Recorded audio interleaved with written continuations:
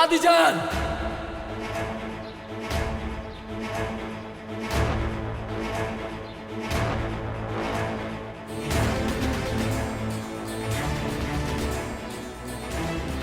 क्या शाहदौला खानदान को कागजात आपने भिजवाए?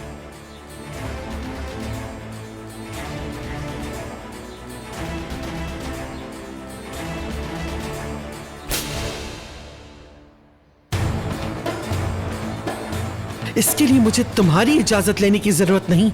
और ये तो अब तुम बताओ मुझे, दुश्मन के घर तुम्हारे कदम गए कैसे? तुम्हारा दिल तुम्हारी अक्ल पर गालिब आ रहा है, होश में आओ तुम। वो लोग रेयान की शादी कर रहे हैं आजाद के साथ, जैसे वो प्यार भी नहीं करती है और वो लड़की मजबूर है मेरी वजह से, हम सब की वजह से। हम लोगों ने उसके साथ किया ये, उस सब के साथ हमारी वजह से बुरा हो रहा है। तो क्या करें हम? तुम भी ये जानते हो कि उस लड़की के साथ ऐसा ही होना था। हम लोग यही तो चाहते थे। मेरी ही गलती है कि मैं इस रास्ते पर चला। मुझे अपना सारा गुस्सा खिजर पर निकलना चाहिए था, रेयान पर नहीं। है कौन रेयान? दुश्मन की बेटी होने के अलावा क्या है वो? तुम्हारे दिल और कदमों ने इजाजत कैसे दी तुम्हें कि तुम दुश्मन से जाकर ये बात करो? असलान बेग खानदान का नाम तुमने कैसे मट्टी में मिला दिया? वापस मंगवाएं, वो सारे कागजात वापस मंगवाएं। वापस मंगवाऊं मैं? हाँ। इतने सालों का जो बदला था वो एक 2 टके की लड़की के प्यार के लिए भुला दिया तुमने? बताओ मुझे।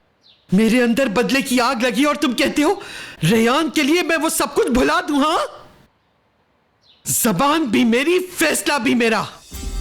सिर्फ आपका? हाँ, मेरा है। इस घर का हर फैसला सिर्फ मैं ही करूंगी। उस लड़की का पीछा तुम्हें छोड़ना होगा। मैं ये बात तुम्हें आखिरी दफा समझा रही हूं। नहीं छोड़ सकता, नहीं छोड़ सकता मैं उसे। ये बात है। अब जाओ तुम वहां, मैं देखती हूं जरा। जाओ, जाके बताओ अपनी मां को कि सब भूल गए हो। तुम पर बहुत जुल्म हो रहा है। बताओ जाके उसे बताओ कि तुम अपनी दादी के खिलाफ जाकर अपना इंतकाम फरामोश कर बैठे हो। चले जाओ यहां से।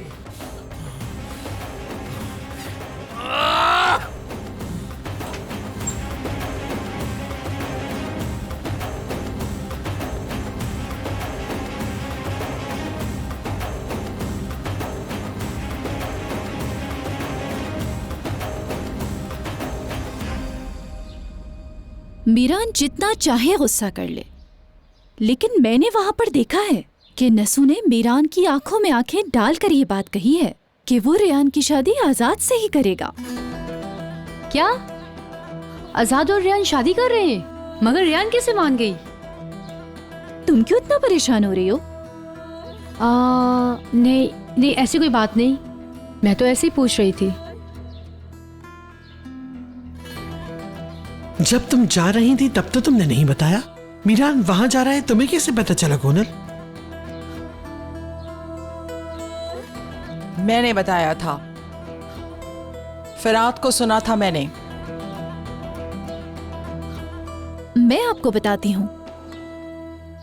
बात यह है कि मीरान रेयान को हासिल नहीं कर सकता दादी जान, इसलिए इतना पागल हो रहा है। तुम इतनी खुश ना हो। उन दोनों की शादी का मतलब ये नहीं कि तुम बच गई। याद है जब मीरान को हकीकत पता चल गई थी तुम्हारी छुरी मारने की? लगता है भूल गई हो तुम। वक्त सब कुछ मिटा देता है। वैसे तो आप भी जानती हैं कि इंसान एक भूलने वाली मखलूक है। मीरान पहले मेरी गलतियों को भुलाएगा और फिर रेयान को।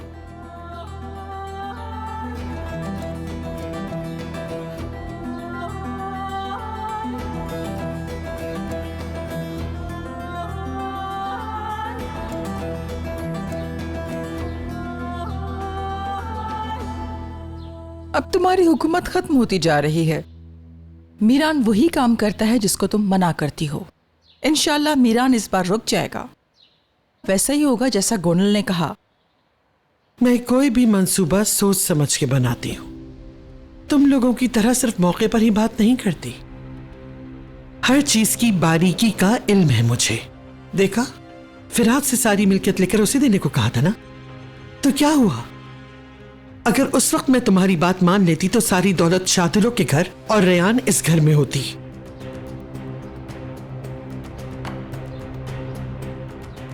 असलान भी खानदान में रहने के लिए अक्ल बहुत जरूरी है, और इतनी अक्ल का तुम्हारे दिमाग में क्या काम?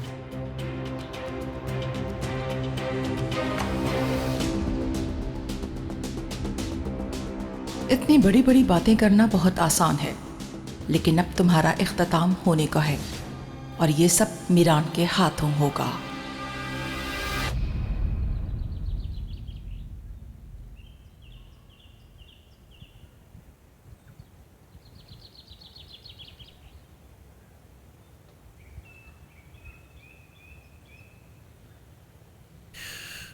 अम्मी, काश आप आज जिंदा होती। काश आप जिंदा होती अम्मी, तो आज मैं इस कब्र पर बैठकर बात ना कर रहा होता आपसे, बल्कि आपकी गोद में लेटा होता मैं। अब अपना हाथ मेरे बालों में फेरती और कहती कि परेशान ना हो, मैं हूं तुम्हारे साथ।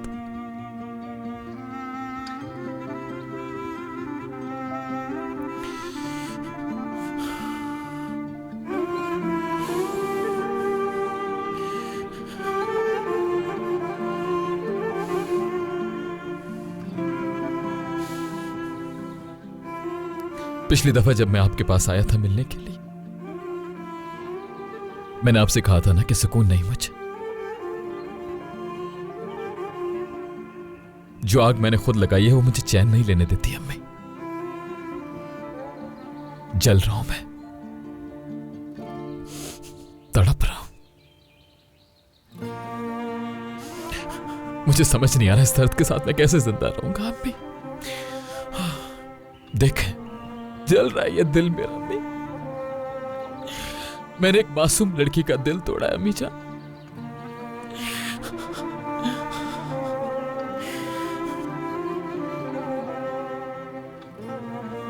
उसके लिए मैं खुद को कभी माफ नहीं कर पाऊंगा। जो गुनाह मैंने किया मुझे उसकी वजह से नींद नहीं आती अम्मी। दिल चाहता है मर जाऊं, लेकिन दुख तो इस बात का है कि मर भी नहीं पा रहा हूं, मैं नहीं मर पा रहा हूं अम्मी।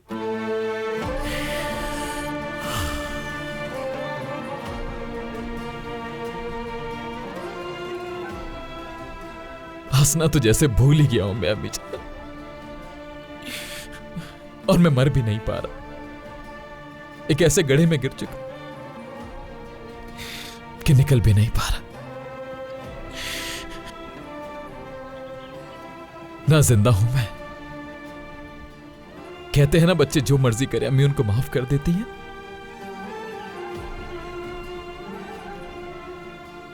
आप भी मुझे माफ कर देना अम्मी।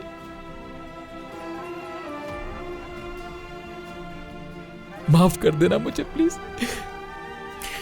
क्योंकि मेरे दिल ने मेरी अकल पर पर्दा डाल दिया अम्मी।